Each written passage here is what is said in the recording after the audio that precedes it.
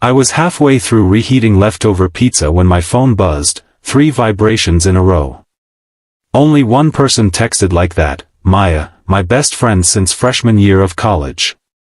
The girl who once made me drive across town at midnight because she felt like the moon was judging her.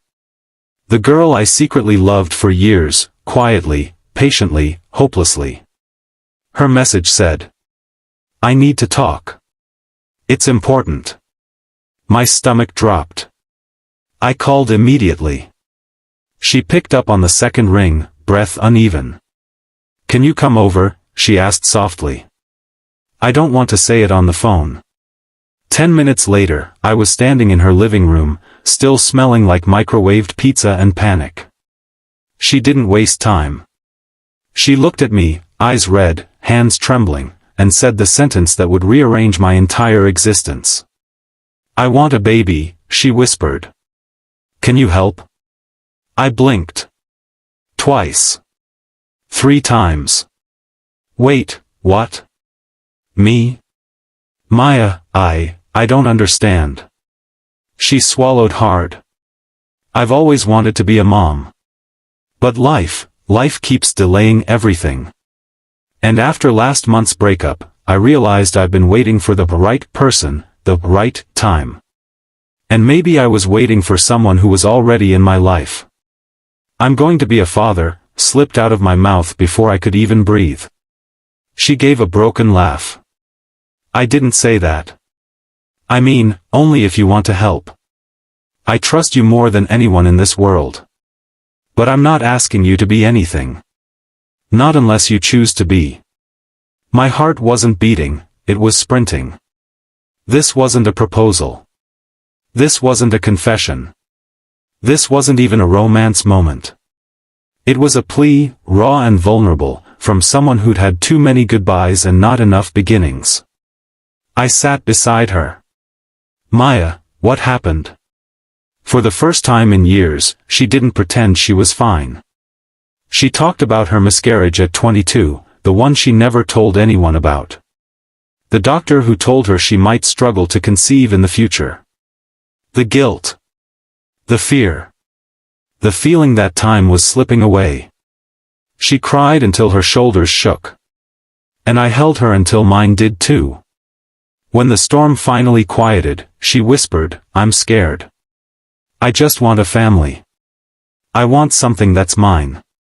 Something I can love without being left." My chest tightened. "You're not alone. Not now. Not ever." She looked at me, truly looked, and something shifted in the air, something fragile and terrifying and beautiful. "Maybe," she said softly, "I wasn't asking for help. Maybe I was asking for you." The twist. I stood up, pacing because I didn't know whether to laugh, cry, faint, or propose on the spot. "Maya, if I help you have a baby, I'm not walking away. I don't want to be just a donor or a name on a form. I'd want to be there. Every day. Every moment." Her eyes widened. "You'd want that? With me?" "With you," I said. "Always with you." She covered her mouth with her hands. She looked like someone who'd been underwater for years and just took her first breath. "But what if we're not, in love?" she whispered. My laugh cracked open something in me.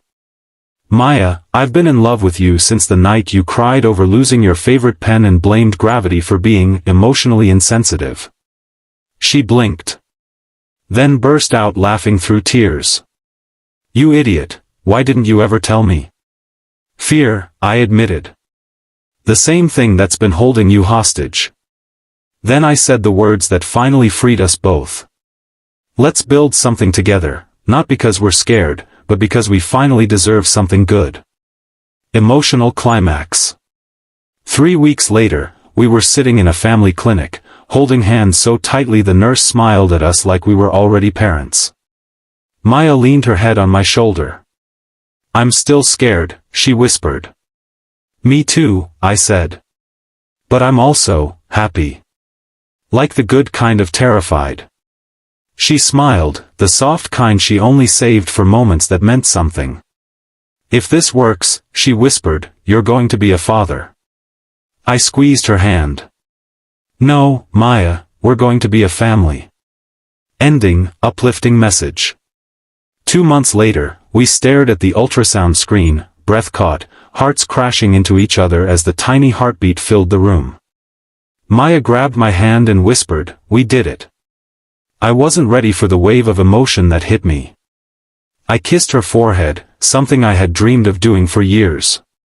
We're going to be parents, I choked out, tears blurring the edges of the world. Maya looked at me with that same trembling bravery she'd shown the night everything changed and whispered. I'm glad it's you. And in that moment, holding her hand, hearing our child's heartbeat, I realized something. Sometimes life doesn't give you perfect beginnings. It gives you broken pieces, and a chance to build something real. Something that feels like home.